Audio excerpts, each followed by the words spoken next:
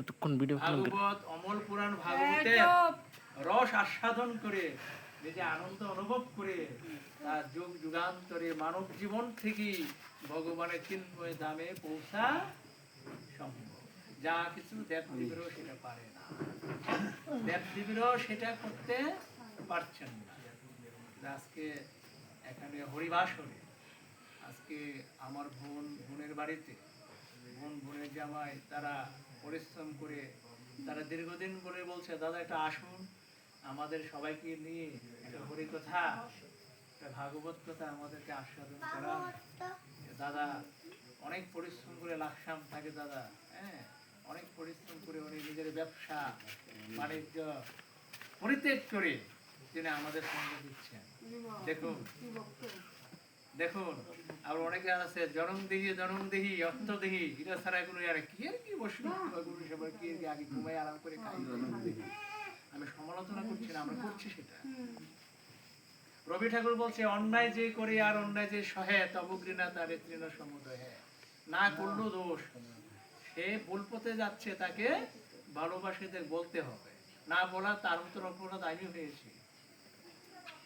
যাই হোক আজকে হরিবাসরে আমরা ভক্ত সেবায় মিলিত হয়েছি।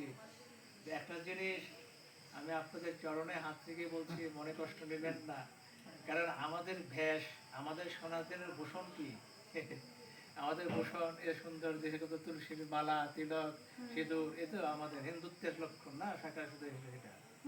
তো আসলে এখন কয়েকজন বাবাজি আছে, আশা করি পরবর্তীতে আমরা এই যে লুঙ্গি পরিধান করে হ্যাঁ করা যায়, মন ভক্তি থেকে করা যায়, কিন্তু আমি আপনাদের সন্তানের মতো বলছি এটা এটা স্ত্রীটা নষ্ট হয়ে যায়, তাই না? মনে কষ্ট নেবেন না, কারণ আসলে তো তারপরও পরম ধন্য আপনাদের মধ্যে তো আরো আছে, দুটি পরেও ঘরে বসে আছে, পরে আছে না, সে জায়গার মধ্যে ভাগবত আসরে এসে আপনারা এখানে ভগবানের অধরামৃত আপনারা রস আস্বাদন করার জন্য আসেন, আপনাদেরকে অদণ্ড বন্ধুরা দেখেছেন, তাই না বাবাজিরা? যাই হোক যে কথা বলছিলাম, অমল পুরাণ শ্রীমদ্ ভাগবত কলির পাবন কলির একমাত্র কান্ডারি জগতের সনাতনের আরোহণকারী, যিনি না আসলে বিশ্ব ব্রহ্মাণ্ডে আজকে আমাদের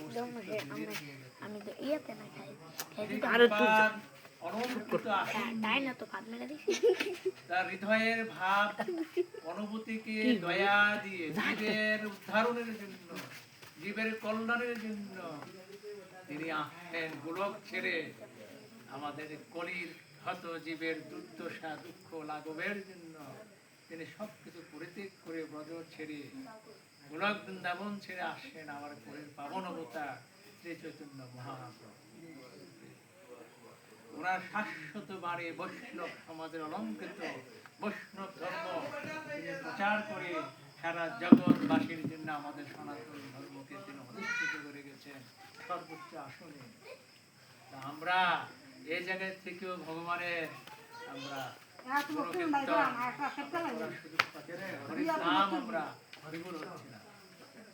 তাই তো আমরা ভগবানের প্রতি অনুরাগ সৃষ্টি করে ভগবানের প্রতি আত্মনিবেদন আত্মসমর্পণ করে আমরা চলাটি আমাদের সবচেয়ে বৈষ্ণব সমাজে একমাত্র মূল বিষয়।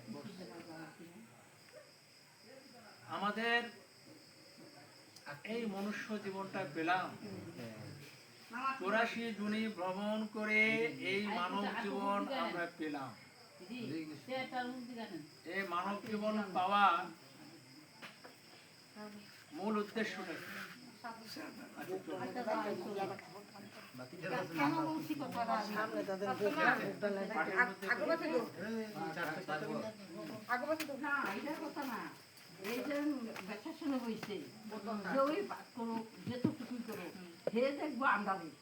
আমরা আবার দেখে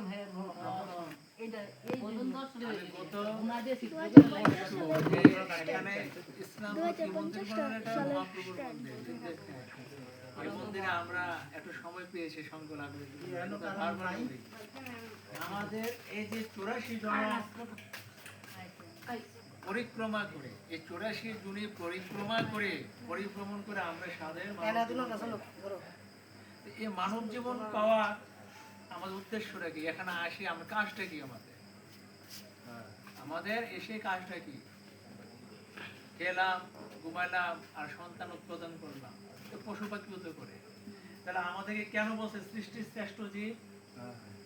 মানুষ পৃথিবীর সৃষ্টির শ্রেষ্ঠ জীব। তো পশু পাখি যা করে আমিও করি। ওরা নিদ্রা যাচ্ছে, আমরাও নিদ্রা যাচ্ছি। ওরা খাচ্ছে, আমরাও খাচ্ছি। ওরা সন্তান সন্ততি উৎপাদন করছে, আমরাও করছি। তো তাদের মতো আমরা তো হয়ে গেলাম। আমরা আসলে কাজটা কি? আমাদের এই মানব জীবন যে পেলাম, 84 জীবন জন্ম অতিক্রম করে সুন্দর মানব জীবন, এই জীবনের একটা উদ্দেশ্য হলো একমাত্র কৃষ্ণের সংসার ধারণ করে কৃষ্ণের সেবা। আর আমরা ওনার দাস, ওনার ভৃত্য, ওনার চাকর। আমাদের প্রভুকে উনি আমাদের মালিক। এই শশাগরের পৃথিবী অনন্ত কোটি বিশ্ব ব্রহ্মাণ্ডের যিনি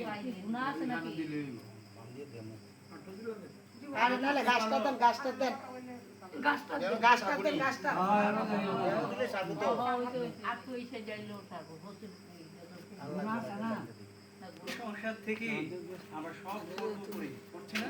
করি। আমরা আসলে যে মহাপ্রভু বলছেন যে কলির পাবন অবতার ভগবান, আমাদের পাবন অবতার। উনি কেন? আমরা পতিত পাবন। আমরা জড় জগতে আমরা বিভিন্ন দুঃখ দুর্দশা, বিভিন্ন যন্ত্রণায় আমরা চিতাপ জ্বালায় আমরা ভুগছি। সে জায়গার মধ্যে তিনি দয়া নিয়ে, তিনি ভালোবাসা নিয়ে, সত্য ত্রেতা দাপট 3 যুগ থেকে ব্যতিক্রম হয়ে মহাপ্রভু চৈতন্য গৌর সুন্দর আমাদের কৃপার জন্য তিনি আসছেন নাম নিয়ে। যখন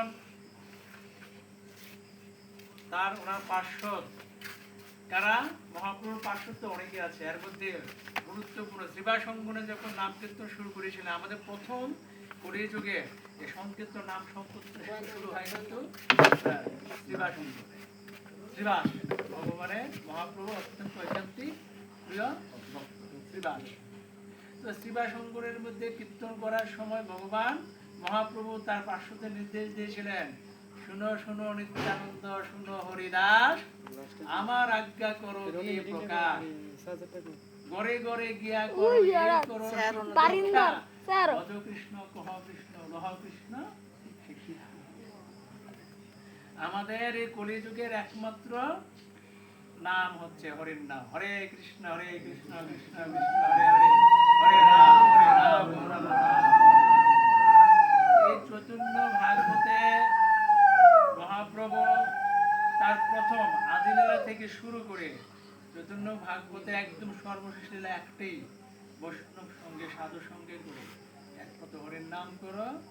হ্যাঁ, অন্য যুগে সত্য যুগে যেভাবে ধ্যান তপস্যা যাগযজ্ঞ ছিল, তখন মানুষের আয়ুষ্কাল ছিল অনেক অনেক বেশি। আমাদের আয়ুষ্কাল তো বেশি না, আয়ু তো বেশি পাইনি আমরা, ভাই অল্প আয়ু। তো অল্প আয়ুর জন্য বিশাল সম্ভাবনা তৈরি করে গেছেন আমাদের মহাপ্রভু চৈতন্য মহাপ্রভু। এত কিছু দরকার নেই, কি প্রয়োজন? প্রয়োজন নেই, একটি বলছে মহাপ্রভু ভগবান বসন্ত বলেছেন। মহাপ্রভু একটা কথা বলছেন যে কোনো কিছু যন্ত্রপাতিও দরকার নেই হরির নাম করতে, যন্ত্রপাতিও কোনো দরকার নেই। মৃদঙ্গ, কাঁসা, ঘন্টা, কত কিছু আছে নাম করার জন্য। তিনি বলছেন 10 মিলে 10 5 মিলিয়া কীর্তন করো তালি দিয়া। আমি একটা কথা সবাইকে আমি আপনাদের বলি, আপনি গৃহের মধ্যে আমাদের যুগল ভজন, রাধা গোবিন্দের যুগল ভজন করেন, এটা স্তরটা অনেক কঠিন। একদম দেখবেন যারা স্টুডেন্ট পড়াশোনা করে, আমরা যখন পড়াশোনা করতে অঙ্ক করতে 3টা নিয়ম ছিল, একটা উচ্চতর, একটা মধ্যম আর একটা নিম্ন। হ্যাঁ, 3 ভাবে এটা করা যায়। এবং ঘাট বই, বিভিন্ন বই ছিল, 3টা ধরনের বই ছিল। ক কঠিনটা যারা স্টুডেন্ট, যারা ব্রিলিয়ান্ট, অত্যন্ত মেধাবী, তাদের জন্য এটা। আর যারা মোটামুটি মেধা সম্পূর্ণ, তারা মিডিয়াম খায়। আর যারা একদম দুর্বল, যে পপি খায়, এই যে মা বোনের জন্য পপি লাইব্রেরির মানুষ পপি খায়, একদম সহজ সরল ভাষায়, এবং পড়লেই সবাই পাস করতে। দেখুন তত্ত্ব কোথায় গেছে? ভক্তি জ্ঞানে, ভক্তি স্তরের মধ্যে আমরা প্রথমে রাধা সেবা গোপাল যদি গৃহে রাখেন, হরি বল, আমরা এখানে গৃহে আমরা গোপালের বিগ্রহ রাখি। চিত্রপট একটা আর বিগ্রহ, যেটা কি গুরুদেবের মাধ্যমে যে আমাদের দাদা শ্রী ভগবান গুরুদেব, এটাকে আপনি আমরা সাধারণভাবে সবাই করতে পারবে না, এটাকে বিগ্রহ রেখে সেবা পূজা করা, যে পারবে সেই পারবে, ঠিক আছে? হ্যাঁ, প্রতিষ্ঠা করে ভগবানের বিগ্রহ বা গোপালের বিগ্রহ প্রতিষ্ঠা করে নিত্য সেবা দিয়ে করতে হবে। কিন্তু পারলাম না, কিন্তু চিত্রপট আছে তো, মানে যেটাকে ছবি, এই যে অনেক গোপালের যেমন তেমন গৃহে গোপালের বিগ্রহ দেখি, আসলে গোপালের বিগ্রহ এত সহজ। গোপাল সারাদিন গোপালকে খাওয়াতে হবে, সেবা করতে হবে, 3 বেলা। আপনার গোপালকে 7 বার খাওয়াতে পারবেন, 8 বার খাওয়াতে পারবেন। জগতের গোপাল যিনি ব্রহ্মাণ্ডকে যিনি প্রতিপালন করে আমাদেরকে তিনি রক্ষা করছেন, পালন করছেন, ধারণ করছেন, তাকে আমরা একবারে খাওয়াতে পারবো না। আজকে বেশি কথা হচ্ছে না, একটু আমরা আমার গোপালকে 8 বেলা, আমি সুশি বলা যাইতে আমার মা 8 বেলা ভাত পায়, 8 বেলা খেয়েছি। গোপাল যদি সেই জরুরি, যদি আপনার সদগুরু কৃপার মাধ্যমে আপনি গুরুদেবের আশ্রয় নিয়ে যদি আমরা ওই ধরনের পরিবেশ সৃষ্টি করতে পারি, এটা ছাড়া কি গোপালকে পাওয়া যাবে না? পাওয়া যাবে। এমনি ওই স্তর আছে, কি বলছি, কঠিন স্তর, মধ্যম স্তর, গোপালের বিগ্রহ এত স্তর। রাধা গোবিন্দ এমন ধরনের আপনার নিত্য সেবা দিতে বিগ্রহ রেখে। আর সবচেয়ে বেশি খুশি হয় কি জানেন? আপনার গৃহে থাকলে সবচেয়ে খুশি হবে আপনি গৌর নিতে চিত্রপট থাকলে। ওনারা কি চাই জানেননি? রাধা গোবিন্দ চাইবা আমার ভক্তের মন, ব্যঞ্জন, হ্যাঁ, গোপালও তাই চাইবে যতই। রাধা গোবিন্দ কি আর গৌর নিতে কি খুশি, কত খুশি হয়ে জানেন? একমাত্র বেশি করে হরির নাম। জয় জয় নিতাই গৌর প্রেমানন্দে। আমার নিতাই গৌর বেশি খুশি হবে। আমাদের ব্যঞ্জন, ভোগ, আরতি, রূপ, লালসা কিছু না, শুধু একটা দেখবে আমাদের হৃদয়ে ধারণ করে, আমাদের জপ করে, হরির নাম করে, আমাদের সেই নিতাই গৌর আপনার গৃহের মধ্যে সবচেয়ে সন্তুষ্ট বিধান ভাগ্য প্রচন্ড লীলাতে আছে। তাহলে আমরা কঠিন স্তরে না গিয়ে সহজ স্তরে যদি পাই, কপি গাইড পড়াশোনা করে, তাহলে দরকার থেকে আমরা এটা যাওয়ার। হ্যাঁ, সবার দ্বারা সব হবে না। আমি স্টুডেন্ট দুর্বল, আমি এগুলো করতে হবে। তাই বলে আমি গীতায় যেহেতু ভগবান বলছে, কি বলছেন? ভগবান নিজেই মুখ নিঃসৃত বাণী বলছে যে পত্র ফুল ফল জল, পত্রং পুষ্পং পয়ং তং, পত্র পুষ্প ফুল ফল জল দিয়ে নিবেদন করে ভক্তি সহকারে যিনি আমাকে যে করবে, আমি এই অপ্রাপ্ত বস্তুকে নিজেই আহরণ করে আমি নিবেদনটা গ্রহণ করে। তাহলে ভগবান নির্দেশনা দিয়ে গেছেন। তাহলে আমরা কেন? বিদুরের স্ত্রী কলার চোরকায় খাওয়াই গোবিন্দকে পেয়ে গিয়েছেন। তাই গৌর হরি বল, জয় শ্রী রাধে শ্যাম। আমার ভগবান কার? এক কৃষ্ণ প্রেমিকের গৃহে গিয়ে, সেটা হলো কে?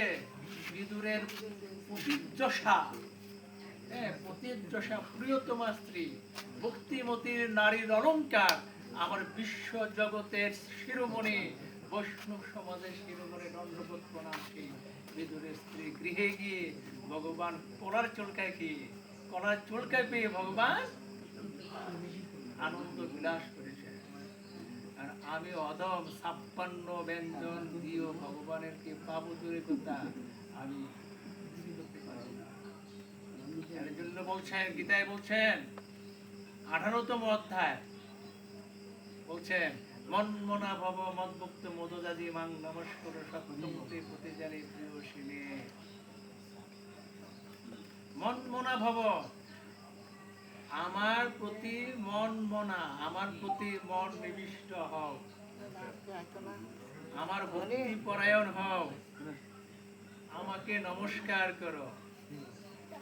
আমি কেননা তুমি আমার একান্ত প্রিয়। মন মনা ভব মদভুক্ত মদজাজি মাং নমস্কার সত্যমতে প্রতিজারে প্রিয় শিবে। সত্যমতে, আমি সত্যি প্রতিজ্ঞা করছি তুমি আমাকে অন্তিমে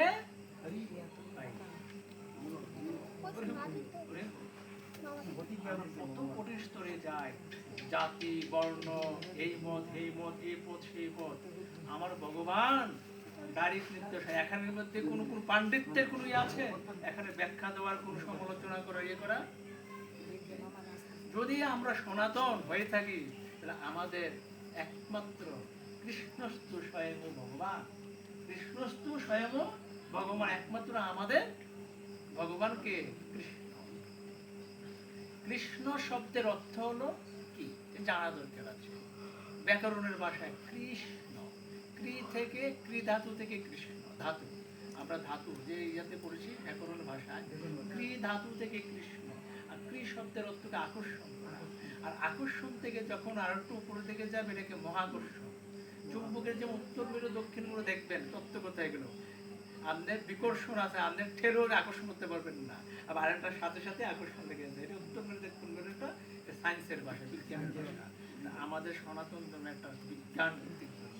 আমরা যখন কৃষ্ণের সাথে আপনাদের প্রেমিক ভক্ত যারা আছেন, বা যে বিদুরের স্ত্রীর মতো যারা প্রেমিক ভক্তরা আপনারা আছেন, আপনার আকর্ষণীয় মহাপ্রভু ভগবান আমরা আকর্ষণ করে আপনাকে আলোকিত করে চিন্ময় দামে নিয়ে যাবে। সেই ধরনের ভক্ত, মন মনা ভক্ত। হ্যাঁ, তাহলে আমাকে সেই ধরনের ঐকান্তিক আচরণ চিন্তা চেতনা করে আমাকে পথ অনুসরণ করলেই পরে আমি ওই পথে আমরা যেতে পারবো, তাই না? এর ফাঁকে আমি সত্য যুগে, সত্য ত্রেতা যুগে একটু চলে যাই। ত্রেতা যুগে এক রামের ভক্ত ছিলেন, এক বুড়ি গোয়ালি। তিনি কি ছিলেন? বুড়ির গোয়ালের। ওই যে আমাদের দাদা ভক্ত যে সেবাটা উত্তর থেকে করতে করতে বুড়ি গোয়ালের। তার কাজ ছিল কি করা? সম্পূর্ণ গাভী দহন করে বিভিন্ন মালিকের ভাষায় দুধ বিক্রি করা। প্রতিদিনের মতন সবসময় যাচ্ছে। একদিন হঠাৎ করে এক প্রাকৃতিক দুর্যোগ এসে গেল। প্রাকৃতিক দুর্যোগ, প্রচুর ঝড় তুফান, থামছেই না। তো এই প্রচুর বৃষ্টিপাতের ফলে কি হয়? বন্যায় প্লাবিত হয়ে যায়, জলাবদ্ধতা হয়ে যায়, তাই না দাদাশ্রী? তখন সাধারণত একটা নালাও একটা পুকুরের মতো হয়ে যায়, পুকুরে একটা খাল, খালের মতো মহাসমুদ্র হয়ে যায়। তো ওনার কাজ হচ্ছে মালিকের বাসায় দুধ দিয়ে আসা, দুধ দহন করে দিয়ে আসে গোয়ালিনী। তো ওই দিন ঝড় তুফান আসছে, কিন্তু তার তো দায়িত্ব ভঙ্গ করতে পারবে না, দায়িত্ব অবহেলা করা যাবে না, তাহলে গর্দান নেবে। আর উনি ওই দিন দুধ যদি না দেয় তার সংসার বা চলবে কি করবে? সেই বুড়ি গোয়ালিনী প্রতিজ্ঞা নিয়েছে আমার যেতেই হবে। তা অবিচল ভক্তি ছিল, আমার তো একদিন আছে অতীত পাপ সীতারাম হৃদয়ে ধারণ করে রাম নাম স্মরণ করে দিয়ে রাস্তায় বের হলেন। সামনে জলের সরোবর, প্রচুর প্রাকৃতিক বিপর্যস্ত, হঠাৎ করে ডুবে যাবে। ওদিকে কি কাপড় ভিজে গেল, নিজে ভিজে গেল, তার সেই খেয়াল ছিল না। একমাত্র সেই রাম রাম নাম স্মরণ করে করে করে করে তুমি আমার আরাধ্য দেবতা প্রভু রাম, আমার তো কিছু না গেলেও আমার আজকে সর্বনাশ হয়ে যাবে, তাহলে কি হবে? ঠিক নাম রাম নাম জপ করতে করতে ওই যে রাজা মশাই বাড়িতে দুধ নিয়ে ঠিকই হাজির হলেন। রাজা মশাই দেখে তো অবাক হয়ে গেছে, কি গোয়ালিনী বুড়ি, কিভাবে আসলে তুমি? এত ঝড়, এত তুফান, এত বৃষ্টি হচ্ছে, তোমার শরীরে একদিন তো তোমার কোনো ভিজা হচ্ছে না, কিভাবে আসলে তুমি এখানে? প্রভু, আমি আসতে সক্ষম হয়েছি, আমার আরাধ্য দেবতা, আমার ইষ্ট দেবতা, আমার ভগবান শ্রীরাম আমি শয়নে স্বপনে রাম ছাড়া আমি বাঁচছি না, আমি চলতে পারি না, উনি আমাকে হয়তো নিয়ে আসছেন, তাই নাকি? তাহলে গোয়ালিনী, তুমি কি আমাকে সে সাগর পার দিয়ে নিয়ে যেতে পারবে? তোমার গৃহে, তোমার কুটিরে কি আমাকে নিয়ে যেতে পারবে? তুমি এত রাম ভক্ত, তুমি ভগবান রাম তোমাকে রক্ষা করেছে, তিনি এতই রাম। রাম শব্দের অর্থ কি? মহানন্দ। এই যে আমরা হরে কৃষ্ণ কৃষ্ণ কৃষ্ণ হরে হরে, হরে রাম রাম রাম হরে হরে, এর নামের অর্থ আছে। হরে মানে কি? অনেকে প্রশ্ন করে, হরেটা কি? আমার গোবিন্দের লাদিনী শক্তি রাধিকা, রাধারানী, হরে কৃষ্ণ। কৃষ্ণ মানে আকর্ষণ, সকলকে আকর্ষণ, জগৎকে আকর্ষণ করার যে ক্ষমতা রাখে তিনি কৃষ্ণ। এরপর আর তিনটা, কারণ হরে কৃষ্ণ রাম হইতে আমাদের 16 না, তিনটা না, হরে কৃষ্ণ রাম, এই তো দেখুন গবেষণা করে, তাই না? তাহলে রামটা কি? রাম হচ্ছে মহা আনন্দ, মহা আনন্দের বিলাস, যে বিলাস বিলসিত করে থাকেন, এটা হচ্ছে রাম। রামের নাম এত সাত্বিকতা করি, আমি আপনার গৃহে এসে আমি দুধ নিয়ে আসি করবো, তা আমি পারবো? চেষ্টা করে আসুন না, ভক্তি যদি থাকে অবশ্যই সাগর পার দিয়ে অবিষ্টকে বুঝতে পারবেন। চলো তাহলে। বুড়ির সাথে সাথে ঠিকই রাজা মহাশয় ছিলেন। সামনে যখন এই জল সরোবর, এই সরোবরের সামনে গিয়ে রাজা পিছনে আর বুড়ি গোয়ালিনীর সামনে, বুড়ি গোয়ালিনী রাম নাম করে করে করে করে কিন্তু এই চলে যাচ্ছে, আর পিছনে রাম নামও বলছে, আবার দুধটিটাও আবার টানছে, আমার দুধটিটা ভিজে যাচ্ছে কিনা, জলে ভিজে যাচ্ছে কিনা, রাম নামও করছে, কিন্তু মন তো এখানে নাই। আর ওই যে গোয়ালিনী, তার কি দুতিকার কি দেহ সর্বশান্ত রামকে বিসর্জন দিয়ে তিনি শুচ্ছেন, অভিষেক সাধারণত গোয়ালিনী। আমরা ব্রাহ্মণ, প্রতিচষা পণ্ডিত, প্রতিচষা বিজ্ঞ বিশারদ পাণ্ডিত্যের অহংকার নিয়ে আমরা গবেষণা করছি, আমি ভগবানকে পাবো।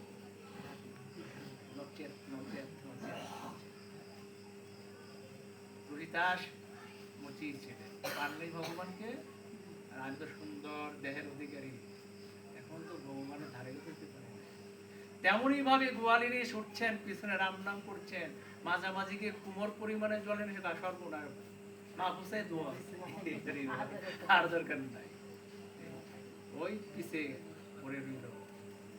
তাহলে বুঝি আমাদের হৃদয় মন যদি ভক্তি সহকারে সমর্পণ, আত্মনিবেদন, আত্মসমর্পণ না করি, আমরা কখনো পারবো না। হরিব। আরেকটা গল্প এসে পড়ে, যখন মহাভারতের ঘটনার সময় বলছি, যখন যুদ্ধ সমাপ্ত হয়ে গেছে, আমার শিক্ষাগুলো দাদা শ্রবণ করি, যেটা আমি আজকে একটু প্রকাশ করছি।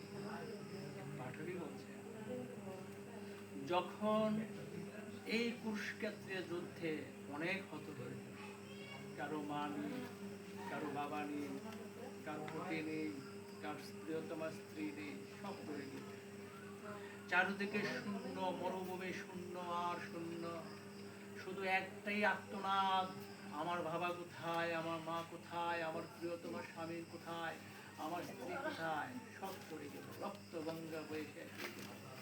তৎক্ষণাৎ ভাবে ভগবান নির্দেশ দিলেন, তাদের চিরাচরিত নিয়ম অনুযায়ী পঞ্চ পাণ্ডবের বড় ভ্রাতা যুধিষ্ঠিরকে নির্দেশ করে, এবার তুমি তোমার আইন নিয়ম অনুযায়ী তুমি আসন। কুন্তী দেবীর নির্দেশে, কুন্তী দেবীর সন্তান আপনারা জানেন, ভগবানের আদেশে বসলেন, কিন্তু মন তো ভালো নেই। রাজ্য পরিচালনা করতে গিয়ে চারিদিকে শুধু হাহাকার হাহাকার হাহাকার, কুরুক্ষেত্রের যুদ্ধে সব নিধন হয়ে গেল। উনি কার রাজ্য পরিচালনা করবে? যেদিকে শুচ্ছেন যুধিষ্ঠির মহারাজকে বলছেন, সত্যবাদ দৃষ্টি, যারা ভক্ত, যারা শুদ্ধ শান্তি কৃষ্ণ ভক্ত, তাদের মনটা কিন্তু অনেক মায়া। দেখলাম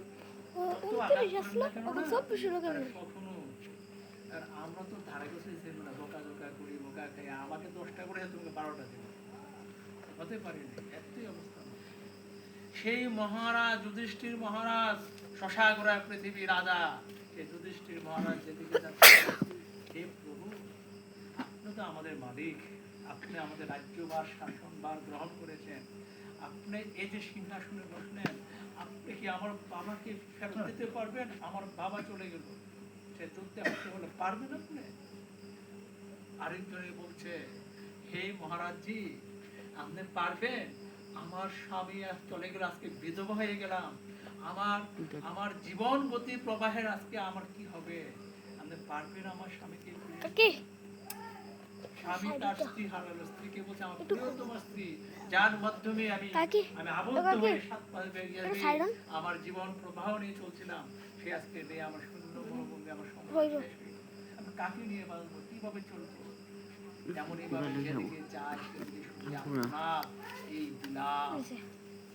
তৎক্ষণাৎ ভাবে এসে যুধিষ্ঠির মহারাজ কৃষ্ণকে বলছে, হে কৃষ্ণ, আমার সেই সিংহাসন দরকার নেই, আমার সে রাজত্বের দরকার নেই, কারণ আমি যেদিকে যাই শুধু শুধু শুধু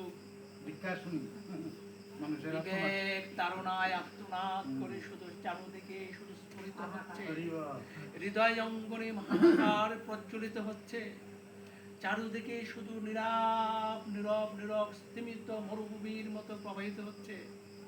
আমি কোথায় সিংহাসন চালাবো, কোথায় রাজ্যভার গ্রহণ করবো? হে কৃষ্ণ,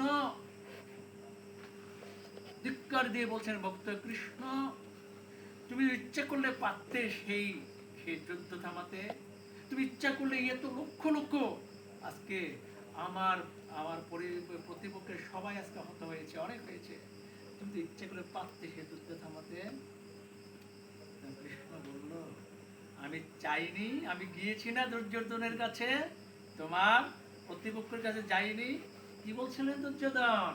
বিনা যুদ্ধে নাহি দিব সূচগ্র মেদিনী। সন্ধি করতে গিয়েছিলাম, সন্ধি স্থাপন করতে গিয়েছিলাম, তোমরা ভক্ত, তোমরা দেখে সারা জীবনে কষ্ট দিয়েছে, তারপর তো আমি গিয়েছি তোমাদের দুই জনের সন্ধি নিয়ে, দুই স্তরের। সে তো চায় একমাত্র যুদ্ধ, যুদ্ধই তার একমাত্র সমাধান, যেমন এখন চলছে। দেখুন, এই যে দেখুন, আজকে পরাক্রম শক্তিশালী দেশগুলা আজকে সাধারণ দেশকে আক্রমণ করছে, তারা কোথায় আজকে আইন, কোথায় বিবেক, কোথায় কি? এগুলি পুরস্কার যুদ্ধের প্রতিফলন না? আমাদের সনাতনের সায়েন্স না, এগুলো বিজ্ঞান না? দেখুন হচ্ছে কিনা, কত হাজার হাজার বছর আগের ঘটনাগুলো হচ্ছে কিনা? তাহলে এই যে ভগবানকে ধিক্কার দিয়ে বলছেন, ভালোবেসে বলছেন, কৃষ্ণ তুমি ইচ্ছে করে থামাতে পারতে, তারপর পারতে, তুমি অনারাধের, তুমি অন্তর্যামী, তুমি তখন ভগবান কৃষ্ণ বলছে না, তাকে এভাবে থামানো যাবে না, তাকে এভাবে থামানো যাবে না। ঠিক আছে, ঠিক আছে যুধিষ্ঠির, একটা কাজ করো, তুমি তো এই সংসার এই রাষ্ট্র পরিচালনা করতে তুমি একটু ক্লান্ত হয়ে গেছো, একটু অবকাশের প্রয়োজন আছে, চলো একটু সরোবরে একটু ঘুরে আসি, একটু সরোবরে ঘুরে আসি, মনটা ফ্রেশ হবে, তাই না? দেখুন, এটা যখন আপনি সংসারে একটু বেশি চাপ থাকি, এটা ব্যস্ত থাকবেন, চাপ থাকবে, তো মাঝে মধ্যে একটু ঘুরতে যান, একটু পার্কে যান, একটু মন্দিরে যান, মনটা ফ্রেশ হয় কিনা, একটু পরিবর্তন হয়। যেমন বললো ভগবান, চলো তুমি তো ফিরে গেছো, তোমাকে একটু ঘুরে আসি, ঠিক আছে চলো। এক সরোবর দিয়ে যাচ্ছে, ভগবান তো পরীক্ষা লীলা বিলাস জানেন, সরোবরের সামনে যাচ্ছে, সরোবরের সামনে গিয়ে এক কোণার মধ্যে ভগবান আগে চলে গেছেন, আর যুধিষ্ঠির পিছনে হঠাৎ করে পিছনে তাকিয়ে দেখলেন এক ভদ্রলোক উপর দিকে তাকিয়ে কি যেন হা করে কি যেন আস্বাদন গ্রহণ অমৃত, আর পিছনে দিয়ে দিয়ে এক অজগর সাপ তার পিছনে তাড়া করছে, কোথায়? ওই ভদ্রলোককে খাবারের জন্য। ওইদিকে আর কোনো খবর নেই, ওই ভদ্রলোকের ওই মধু রোজিয়া থেকে মধু পড়ছে, কোথায় থেকে? মৌচাকের বাসা থেকে মধু পড়ছে, হা করে মধু আহরণ করছে, কি সমৃদ্ধ। আর ওদিকে কি হচ্ছে জগতের খবর নাই, পিছনে সাপ আছে, বাড়ি আছে, গাড়ি আছে, ওই কোনায় বসে ভগবান কৃষ্ণ হাসছে, দেখি খেলা নাই। হঠাৎ করে ওই ভদ্রলোককে বললো, এই নাম তো জানে না, নাম জানে মধুভাই, মধুভাই, এই মধুভাই, মধুভাই, তুমি শুনছো, তোমার পিছনে তো বিশাল অজগর সাপ আছে। ওদিকে বলছে, কৃষ্ণ তুমি এত পাষাণ, তুমি এটাকে রক্ষা করতে পারো না, তাকে খেয়ে ফেলবে। তুমি রক্ষা করো প্রভু, তুমি রক্ষা করো, তুমি তাকে বাঁচাও। কৃষ্ণ বলছে তোমার আমার ক্ষমতা নেই, তুমি পারলে বাঁচাও। ভগবান বলছে আমার বাঁচার ক্ষমতা নাই, তুমি বাঁচাও। আমার কথা শুনতো না, কৃষ্ণ তো জানে। বলছে যে আমি পারবো না, তুমি বাঁচাও। পরীক্ষা করছে, ঠিক আছে যাও কৃষ্ণ, তুমি বেশি তোমার পাষাণ, তোমার মায়া মমতা নেই, যাও আমি তাকে বাঁচাবো। ঠিক আছে বাঁচাও। যত ডাকছে, যত স্মরণ করছে, ওদিকে খবর নেই। তাদের মধুর স্বাদ তাকে সবকিছু বলে দিয়ে হঠাৎ করে সামনে গিয়ে যখন অজগর সাপ যখন সামনে গিয়ে তাকে বলছে তুমি মধুর স্বাদ পাও না, তুমি আমার বাগাইতে চাও, তুমি যাও তোমার মতে, আমি মধু খাই। এরপরে মধুওয়ালা হঠাৎ করে ডাকা, এত কাতর ডাকছে, কে রে? সে মনে মনে ভাবছে হারামজাদা, তুই আমার মধু খাওয়ার জন্য আসছিস, আমাকে ডেকে তড়িয়ে করে। দেখছেন কি অবস্থা? হরি বল। সেখানে আছে কিছু না, আপনি তাকে বাঁচাতে গিয়েছেন, আমাদের দিল এক বোকা। ওই যে আমাদের পরীর যুগে আপনি ভালোবাসেন, আপনি আমাকে, আপনি দিলাম আমার। তাহলে মধুওয়ালা ঘটনাই পাবো না। তো মধু আহরণ করছে, এদিকে একটু পরে দিকে অজগর সাপ তাকে যুধিষ্ঠির বললো পেরেছিস তো বাঁচাতে। তাই ভগবান গীতায় অর্জুন যখন বলছিলেন প্রভু যে যথা মাং প্রবর্তন্তে তাস্তম ভজামহ মম বর্তানুবর্তন্তে মনুষ্য পার্থ যে যেভাবে আমার ভজন করে, যে যেভাবে আমাকে স্তুতি করে, আমি তাকে সেইভাবেই ভজন ফল এটাই গৌর হরি। সেইভাবে ভজন ফল আমি দিয়ে থাকি। হে পার্থ, পার্থকে অর্জুন, হে অর্জুন, অনন্ত বিশ্ব ব্রহ্মাণ্ডের মানুষ জনগণ আমাকে তারা করছেন, আমাকে অনুসরণ করে, এর জন্য আমি কর্ম করছি। ভগবান কেন কর্ম করছেন? ভগবানের কোনো জন্ম মৃত্যু কর্ম কোনো প্রয়োজন আছে? কার জন্য করছেন? আপনার আমার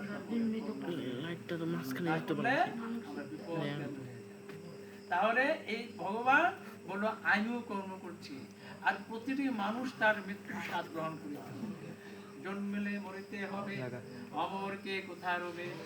যার যার জায়গা তাকে থেকে তাকে মৃত্যুর স্বাদ গ্রহণ করে তাকে চলে যেতে হবে। এই শশাগরা পৃথিবী মায়া মমতা ত্যাগ করে একমাত্র কে যাবে?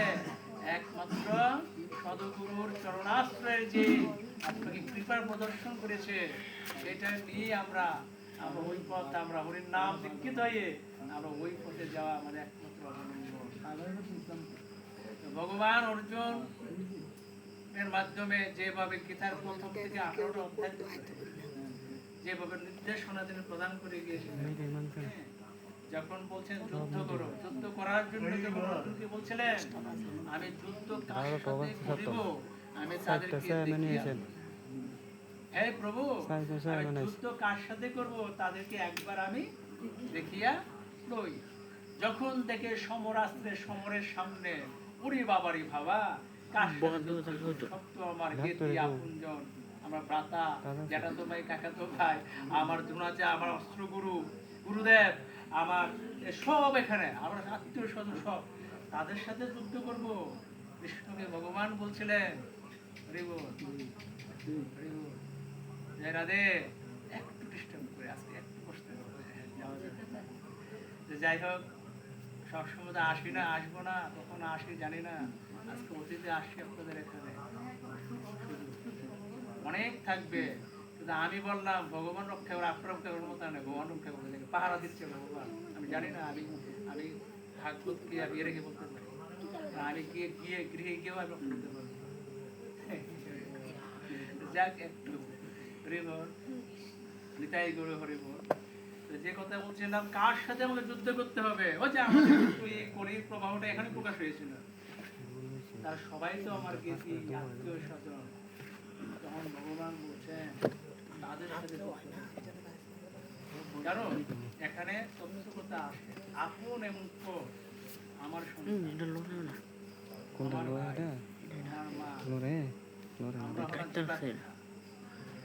এই জীবাত্মা আর ভগবান হচ্ছেন কি পরমাত্মা। তাহলে পরমাত্মার সাথে জীবাত্মার অনেক ডিফারেন্স। আবার ভগবানের আকর্ষণে যে চতুর্ভক্ত কৃষ্ণ ভক্ত মিলিন হয়ে যায়, পরমাত্মার সাথে জীবাত্মা মিলিন হয়ে তিনি চিন্ময় ধামে যেতে পারে, ওই ধরনের ওই স্তরে পৌঁছতে পারবে। তাহলে এখন তারা রক্ষা করবে, আমার ছেলে আমাকে দেখবে, বাবা দেখবে, মা দেখবে, কারো ক্ষমতা নেই। কারো ক্ষমতা আছে? ক্ষমতা একমাত্র তমেব মাতা চ পিতা তমেব তমেব বন্ধুচ্চ সখা তমেব তমেব বিদ্যা দ্রবিং তমেব তমেব সর্বং মম দেবাদেব। ভগবান তিনি মাতা, তিনি পিতা, তিনি প্রভু, তিনি পতি, তিনি অনন্ত কোটি বিশ্ব ব্রহ্মাণ্ডের সকল দেবতাদের দেবতা। ভগবানের ব্রহ্মা তিনি ব্রহ্মসূত্রে বলেছেন ঈশ্বর পরম কৃষ্ণ সচিতানন্দ বিগ্রহ অনাদি আদি মুকুন্দ সর্ব কারণের কারণ। ভগবান তিনি সকলের ঊর্ধ্বে, তিনি আবার মস্তকে ধারণ করে বৈষ্ণবের চরণধূলি তার মর্যাদা দিয়ে তিনি পৃথিবীতে শিক্ষা দিয়ে গেছেন। ভগবান কার দাস হতে পারে? ভক্তেরও দাস হতে পারে। কোথায় ভগবান? ভগবানের যে রূপ চর্চা, ঐশ্বর্য, বীর্য, শক্তি, তার যে গুণান্বিত আছে, সাধারণত কেউ নেই। তার জন্য তিনি ভগবান। ভগবান ভগবত প্রেরণায় উজ্জীবিত, যার শক্তি প্রেরণা যার ভিতরে আছে, তিনি সকলের ঊর্ধ্বে মহিয়ান, তিনি ভগবান। তো ভগবানের সাথে সম্বন্ধ করতে হলে আপনাদের মতো শুদ্ধ ভক্ত সেবায়, বৈষ্ণব সেবায় যেভাবে সঙ্গ প্রদান করে আমরা একে অপরের প্রতি শান্তি লাভের জন্য, পারমাত্মিক কল্যাণের জন্য আমরা বৈষ্ণব সঙ্গে যে কত সুন্দর তুলসী আরতি যে মাতা দিয়ে সুন্দরভাবে আমরা প্রাণটা জুড়িয়ে করে সমুদ্র কণ্ঠে যে দাদাশ্রী তো ভালোভাবে তুলসীর মহারানী আরতি করলেন, গুরু বন্দনা করলেন। আমরা তো সবসময় খাই কিছু, আমি আবার বলছি কথা, একটা প্রাণীও তো খায়, ঘুমায়, সন্তান উৎপাদন করে, আমরা করি। কেন? এর মধ্যে আমাদের যে প্রেরণা শক্তি ভগবান দিয়েছেন সেটা অন্যান্য প্রাণীর মধ্যে নেই। তাই তো আমাদেরকে বলা আছে, বলছে মানুষ সৃষ্টির শ্রেষ্ঠ জীব, সকলের ঊর্ধ্বে মানুষ। আমি একটু আহ্বান করে আমি এখানে বিশ্রামে নেব। চৈতন্য ভাগবতে আমি একটা শ্লোক বিয়ে করে না করলে হবে না, আমাদের শুনেন।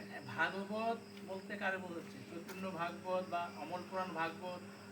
কারণ এখানে বৈষ্ণব সঙ্গের মধ্যে এই যে আমার এখানে শাসন মধ্যে একটা কথা বলছিল যে একটা হচ্ছে ভাগবত আর একটা মহাভাগবত। খুব ভালো লাগলো। ভাগবত মহাভাগবত একজন শ্রেষ্ঠ শুদ্ধ বৈষ্ণবের হৃদয়ী মহাভাগবত আমার গুরু মহারাজের বাণী। একজন শুদ্ধ ভক্ত বৈষ্ণব আপনাদের হৃদয় একটা ভাগবত, আর সেই ভাগবত থেকে মহাভাগবত, সাগর মহাসাগর, তাই না? সাগরের উপরে কি? মহাসাগর। সাগরের কোথায় গিয়ে মিলিত হয়েছে? মহাসাগরে মিলিত হয়েছে। তার এই ভাগবত কোথায় মিলিত হবে? আমাদের মহাভাগবতে। আর সেই মহাভাগবত হচ্ছে একজন শুদ্ধ বৈষ্ণব হৃদয়ের ঠায়। যেই ভাগবত, যেই ভজন, যে সাধন, যে অর্চন, সেটাই হচ্ছে একজন মহাভাগবত। তাহলে বারংবার বলছি, গত পরশু বলছিলাম যে বহু জনমের ভাগ্যর ফলে বৈষ্ণব আসিয়া গৃহে মেলে। এখন বৈষ্ণব তিলক ধারণ করলাম, মালা জপ করলাম, আমি সব কিছু করছি, আমি বৈষ্ণব হয়ে গেলাম।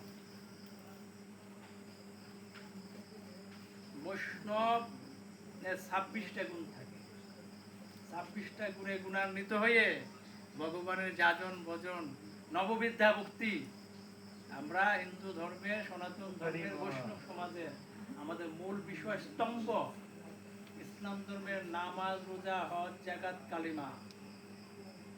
নামাজ, রোজা, হজ, জাকাত, কালিমা 5টা রুকন, মানে রুকন মানে স্তম্ভ। আর আমাদের সনাতন ধর্মের মূল স্তম্ভ হচ্ছে নববিদ্যা ভক্তি। কি? নববিদ্যা ভক্তি। এটা জানতে হবে। জানেন? আমি আরেকটু তুলে নেব।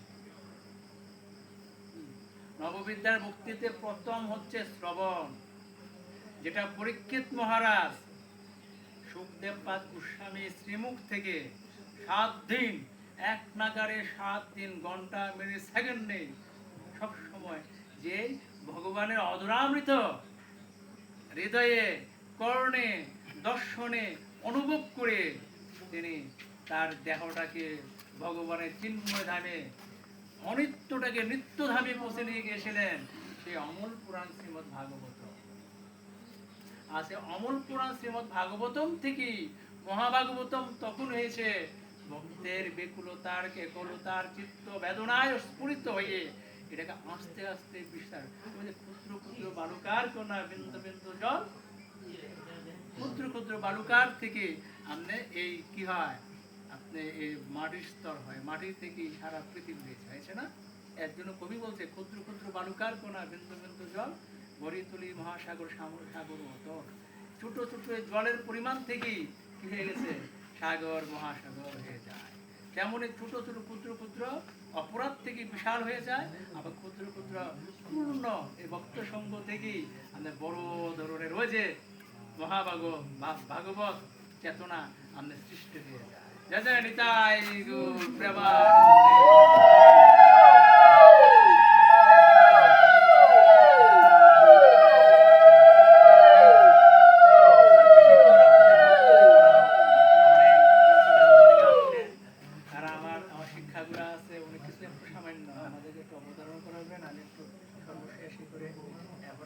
আপনাদের শ্রীমুখ থেকে একটু ভজন কীর্তন শুনবো, এখন প্রসাদে আমার বোন ভগ্নিপতি ছোট, তারা কষ্ট করে যাই কিন্তু পরিমাণ পেরেছে আপনাদের প্রসাদ, আপনার স্ব মহিমায় প্রসাদ পেয়ে যাবেন। আমি সেই আকুল নিবেদন আপনাদের করছি।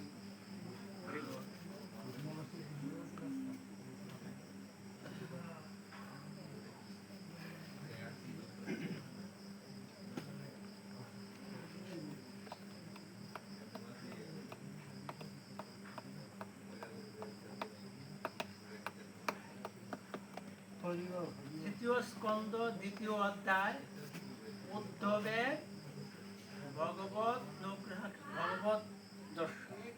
উদ্ধব, আমার দাদা স্ত্রী কিছুক্ষণ আগে একটা আলোচনা করেছিল ব্যাপারটা। উদ্ধব কহেন শুনো বিদুর সুজন, কি করিল অতঃপর বিষ্ণু ভোজগণ, ভোজন করিয়া শেষ তারা অতঃপর মণিরা করিল পান তরিয়ায় উদর, চূড়া দোষে ভ্রষ্ট জ্ঞান হইয়া তখন একে অন্যে অবিলম্বে করিল নিধন। আগে আমাদের একটু অবতারণা করতে উদ্ধবকে বিদুর জানার প্রয়োজন আছে। উদ্ধব বিদুর, একদিন উদ্ধব যখন ভগবান বোধকে বলছিল, ভগবান বলছেন উদ্ধব সাধারণ আচার্য যারা, আচার্য মানে কারা, গুরুদেব, আচার্য মানে গুরুদেব, পরম দয়াল গুরুদেব, দীক্ষা গুরু, আবার শিক্ষা গুরু আছে, বয়সে যিনি বড়, মাতা পিতাও তো গুরুদেব, তাই না। বয়সে যারা আমার গুরু তারাও আমার গুরুদেব, কিন্তু শিক্ষা দীক্ষা গুরু তো আছে নাকি, ঠিক আছে না। এখন বলছেন উদ্ধব কি বলছেন, ভগবান আচার্য থেকে সাধারণ মনুষ্য কিনে তাদেরকে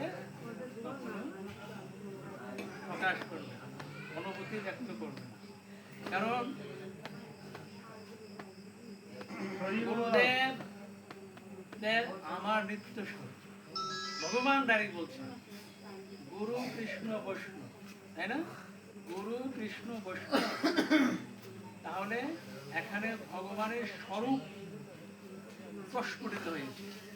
তাহলে বলছেন উদ্ধবকে, বলছেন উদ্ধব কখনো গুরুদেবকে আমরা এই যে ভগবান স্বরূপ গুরুদেব, গুরুদেব তিনি অনিত্য, তিনি নিত্য, সব সময় তিনি আমাদেরকে দিক নির্দেশনা দিবেন, তিনি আমাদের পথ প্রদর্শক, তিনি গুরু দেব ভগবানের সাক্ষাৎ প্রতিনিধি, তাই না।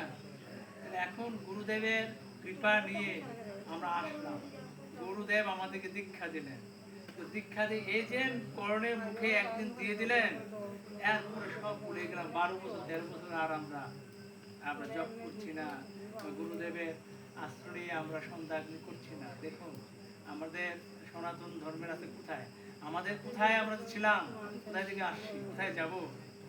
সুতরাং আপনাদের কাছে আপনারা করছেন, যারা করছে না তাদেরকে আমরা একটু বুঝাবো, ভালোবাসা দিয়ে বুঝাবো। গুরুর চরণ আশ্রয় নিয়ে আমাদের সন্ধ্যা, মুসলমানদের 5 ওয়াক্ত 5বার সন্ধ্যা আছে না, আমাদের নামাজ আছে না, আমাদের কিন্তু তা আছে না। সব ধর্ম সুন্দর, সব ধর্মই ভালো, কোনো ধর্মকে অবজ্ঞা করা যাবে না। আমারটা আমার কাছে, হ্যাঁ, তাদের কোরআনে আছে লাকুম দিনুকুম আলিয়াদি। আমি আলোচনা করি যখন কোনো জায়গায় আনন্দের সাথে শুনে, ভালো লাগে, কারোকে ডিস্টার্ব করি না, তাই না? গীতায় ভগবান যেহেতু বলছে সর্বধর্মা পরিত্যাজ্য মামেকং শরণং ব্রজ অহং তাং সর্ব পাপিভ্যো মুষ্টিকামি মা শুচ। সকল ধর্ম, সকল কিছু পরিত্যাগ করে একমাত্র আমার শরণ নাও, আমি তোমাকে রক্ষা করব, এই ব্যাপারে তুমি কোনো সুখ করিব না। তাহলে আমরা এত ভেদাভেদ, এত এই মতে কি প্রয়োজনটা আছে? আমরা এক নাম হরির নাম জপ করবো, প্রতি সন্ধ্যা তুলসী আরতি করলাম, সকালে তুলসী পরিক্রমা করে তুলসী জল দিলাম, হ্যাঁ। আর এতে 15 দিন পর পর যে আমাদের একটা ব্রত হয়, একাদশীর ব্রত, আমরা সবাই করি, সবাই জানি। সারা বিশ্ব একাদশীর ব্রত আজকে পাগল হয়ে গেছে সব জায়গায় জায়গায়, হ্যাঁ। এবং অন্য ধর্মের তারা পর্যন্ত আজকে আর ভালো বিজ্ঞান গবেষণা করে পাইছে যে মাঝে মাঝে লিভারটাকে রেস্ট রাখার প্রয়োজন, লিভারটাকে একটু বিশ্রামের প্রয়োজন। আর বিশ্রামটা করতে গেলে আমরা সবসময় খাওয়া খাচ্ছি, এটা খাচ্ছি সেটা খাচ্ছি, কিন্তু 15 দিন পর পর একটা মহা ওষুধ আছে। মহা ওষুধ হচ্ছে কি, ব্রত পালন করে, একাদশী ব্রত পালন করে। আগের দিন আপনারা, যারা প্রসাদী, যারা ভক্ত, তাদের বড়ই লাগে না, আর যারা প্রসাদী না, দোষ নাই, তারা আরো বেশি হবেন। কারণ ভক্তদেরকে ভগবান কিন্তু বেশি ভালোবাসে না, জানেন? যারা আমার মতো অভক্ত তাদেরকে নিয়ে ভগবান টেনশন করে বেশি। আমি প্রায় জায়গায় বলি, আপনার 4টে সন্তান, 4টে সন্তানের মধ্যে আমি 3টেই ভালো, কিন্তু একটা হচ্ছে আপনার বিপদগামী। বিপদগামী হচ্ছেন তো কথা শুনছে না, সে নেশাগ্রস্ত, সে বিভিন্ন খারাপ জায়গায় যাচ্ছে। তাহলে আপনার টেনশনটা কার প্রতি থাকবে? উত্তরটা কিন্তু আমি কিন্তু আবেগের কথা বলো, প্র্যাকটিক্যাল একটু দেখুন, কার প্রতি টেনশনটা থাকবে? ও যে আহারে সে কথা শুনছে না, তো কি হবে?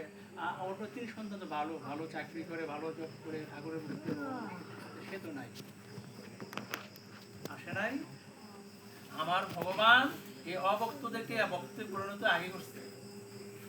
দেখুন আজকে আমি অশ্রদ্ধা করছি না, তাদের একটা মত, আমরা বাবাজি, আমরা গুরু পরম্পরায় সদাচারী করার পর আমরা রাধাকুণ্ডের বৃন্দাবন পরে আসছেন, জানেন না, আমার গুরু দেবের আপন বোন, আমার শাশুড়ি করার অপরাধ, এখানে আমরা আমার গুরুতুল্য মাতাজি, তাই না?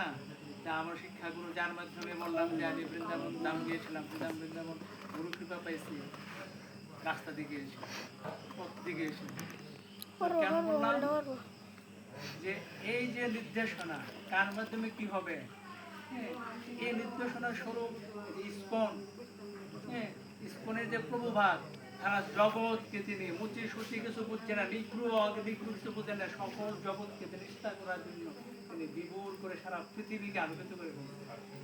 কোনো ধর্ম, কোনো অনুভূতিতে আঘাত করেন নাই, ভালোবেসে তারা ই করছে, ঠিক আছে? আমরা তাদের না, ওনাকে আমি বৈষ্ণব জ্ঞানে, ওনাকে ভগবানের পাঠ করতে, আমি সেই চরণে আমি নিবেদন করছি, বিদায় করব। যেই পত্রে যেই ভক্তি থাকেন, আমার কথা হলো আপনারা একাদশীর ব্রত 15 দিন পর পরে যে ব্রতটা হবে, আপনাদের দেহ ভালো থাকবে, শরীর ভালো থাকবে, দেহ অসুখ বিসুখ সব দূরে চলে যাবে।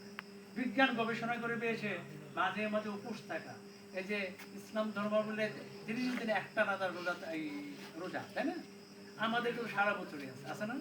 যারা ভক্তির মধ্যে যারা আছে, আমাদের বিশাল এই নিত্যানন্দ ত্রয়োদশী, রাধা অষ্টমী, জন্মাষ্টমী, তারপরে যে শিব চতুর্দশী, আর যারা আমরা ভক্তিভূতে, তারা তো অভাবই নেই। আপনারা ওটার জন্য পারেন, আপনারা একাদশী ব্রত, শরীর দিন কত ভালো লাগবে, হ্যাঁ, শরীর মন ভালো লাগবে। আপনারা নিজে থাকেন, আপনার পরিবার পরিজনকে উৎসাহিত করেন, হ্যাঁ। দেখুন আপনার শরীর স্বাস্থ্যের জন্য বিশাল উপকার। কারণ আমাদের মহাপ্রভু ভগবান তার মাকে দিয়ে কিন্তু একাদশী ব্রত চালু করেছিল, সচী মাতা। মাকে দিয়ে একাদশী ব্রত পালন করেছিলেন। সেই একাদশীর কাহিনী অন্যদের শুরু করে বলবো। একাদশীর কাহিনী অনেক আছে, এটা সত্যযুগ থেকে শুরু হয়েছিল। মূর নামক এক অসুর ছিল। মূর নামক এক অসুর ছিল। অসুরকে বধ করার জন্য স্বয়ং বিষ্ণু পারেননি, ভগবান হরিও পারেননি। বিষ্ণু আবার পারেন না কিভাবে? কেমন কথা এটা? ওই ভগবান ভক্তের পরীক্ষা করার জন্য করছে। একদিন যখন আঘাত করেছে বিষ্ণুকে, আমার ভগবানকে, শ্রীহরিকে আঘাত করতেছিল, ভগবান পালন করে ওই যে সরোবরে চলে গিয়েছিলেন বিষ্ণু। আর তাৎক্ষণিকভাবে ওইখানে দেখে আরে কি সর্বনাশ, বিষ্ণু ভগবান ভিতরে হয়ে গেছে। মূরের পরাক্রমশালী, মূর মানে শক্তিশালী অসুর, তাকে বধ করতে হবে। এই বিষ্ণুর দেহ থেকে, দেহ থেকে এক সুদর্শনা এক দেবী আবির্ভূত হয়। সেই দেবীর নাম হচ্ছে একাদশী। আবির্ভূত হয়ে বিষ্ণুর চরণে নিবেদন করছে, প্রভু তুমি আমাকে কৃপা করো, তুমি রক্ষা করো, আমি তাকে বধ করি। তার বিষ্ণু দেবতার ভগবান বিষ্ণু প্রতিজ্ঞা নিয়ে তিনি ঠিকই তারপরে ওই মূল নাম অসুরকে তিনি বধ করেছেন। প্রতিজ্ঞা করেছেন, প্রভু আমি তো তোমার কাছে বর চাই একটা, আমার কিছু লাগবে না, কি চাও? আমি একাদশী, আমাকে যাতে মানুষ চেনে। তোর ভগবান বলছে মানুষ চিনবে না, তোমার পূজা তোমার মতো আমি নিজেই করব, আমি নিজেই করব। ওই যে ভক্তের শ্লোক ভগবান, ভক্তের দাসানুসার ভগবান প্রমাণ আমাদের অমল পুরাণ ভাগবত, চৈতন্য ভাগবত সব কিছুতে আছে। তেমনি ভাবে আমাদের কলিযুগে এসে ডাইরেক্ট দেখে দিয়েছে ভগবান। একদিন চৈতন্য মহাপ্রভু মাকে বলছে, মা আমার একটা কথা আজ্ঞা করতে পালন করতে হবে, কি? আজকে এখনো অন্ন ব্যঞ্জন কোনো কিছু করা যাবে না। ঠিক আছে, আজ্ঞা পরিপালন করে মা তাই হবে। মা ব্রত শুরু করলো, মহাপ্রভু ব্রত শুরু করে একাদশী ব্রত আমাদের কলিযুগে দেখাই দিয়ে গেলেন। তাহলে দেখো, যার জন্য আমরা জগতে আসছি, যিনি আমাদের জন্য সবকিছু, উনি করতে পারলে আমরা করতে পারবো না কেন? আমি বলছি না যে এখানে সাধু আমাদেরকে নির্দেশনা দিয়ে গেছে অপরাধ মার্জনা করবে। আমি যেদিকে যাই ভালোবাসি, ভালোবাসি সবাইকে।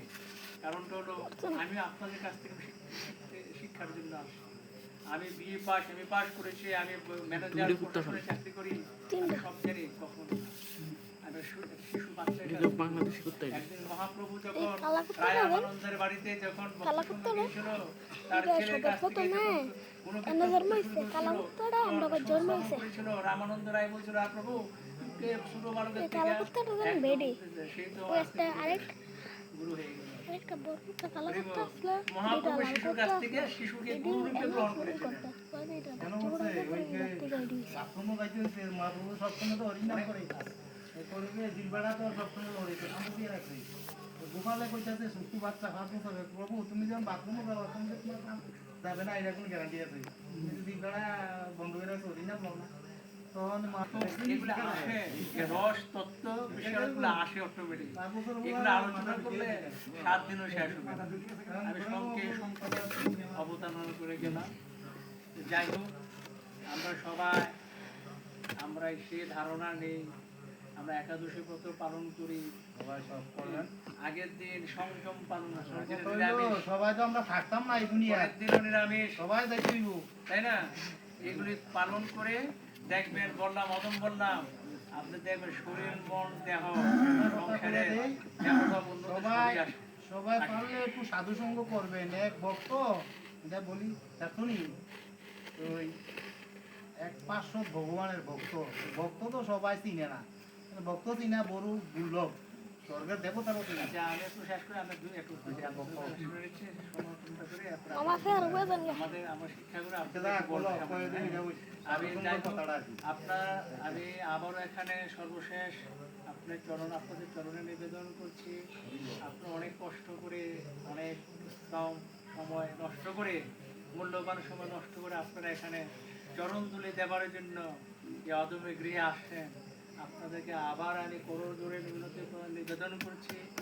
আর আমার এখানে হরিকথায় যদি কিছু আপনাদের হৃদয়ে যদি কোনো ব্যথা অনুভব সৃষ্টি হয়, আমাকে ক্ষমা সুন্দর দৃষ্টিতে দেখবেন। সকলে জয় হোক। অনন্ত কোটি বিশ্ব ব্রহ্মাণ্ডের অন্ধকার থেকে ভগবান আমাদেরকে আলোতে নিয়ে যাক। সবার জ্ঞানে জ্ঞানান্বিত হয়ে সকলের সন্তান পরিবার পরিজন ভগবান রাধা মাধব আমি প্রার্থনা করি গোবিন্দর কাছে, প্রভু তুমি সকলকে ভালো রাখো, সকলের মতি দাও, সকলের ভক্তি দাও, সকলকে জ্ঞান দাও, সকলকে বুদ্ধি দাও। নিত্যানন্দ মহাপ্রভুর দেহে যখন নাম বিলালো, নিত্যানন্দ কত আঘাত পেলেন, কলসি কানা দিয়ে মেরেছিলেন জগাই মাদায় অসুরেরা, তখন বলছিলেন মেরেছিস কলসির কানা তাই বলে কি প্রেম দেব না, মেরেছিস কলসির কানা তাই বলে কি প্রেম দেব না। কেমন নিতাই, যেই নিতাই চাঁদ জগৎ গুরু, আমাদের জগতের গুরু, সে নিতাই কৃপা না হলে আমার গৌর কৃপা হবে না, আর নিতাই গৌর কৃপা না হলে ব্রজে যুগল কৃপা হবে না। জয় জয় নিতাই গৌর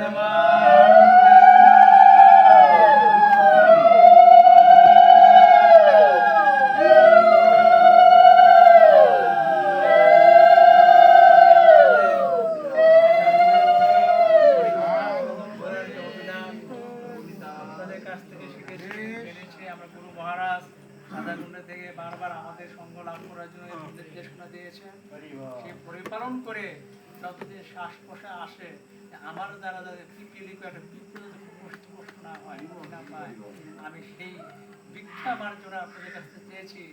শেষ সময় যাতে গুরু গৌরাঙ্গের গুরু কৃষ্ণের সেই চিন্তা চেতনা হৃদয়ে থাকে, আমি সেই প্রার্থনা নিবেদন করে আমি এখানে ভাগবত কথা বিশ্রাম রাখলাম। জয় জয় নিতাই গৌর।